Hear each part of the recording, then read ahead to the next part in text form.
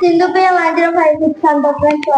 వాడు యూట్యూబ్ పేరు. మీ యూట్యూబ్ పేరు అయితే హనీష్ అండ్ రితు. హనీష్ అండ్ రితు వీళ్ళిద్దరు యూట్యూబ్ పేరు చెప్పిన నా పేరు చెప్పలేదు. నా యూట్యూబ్ పేరు చెప్పలేదు కదా. కార్కే వర్మ 7066 ఫ్రెండ్స్.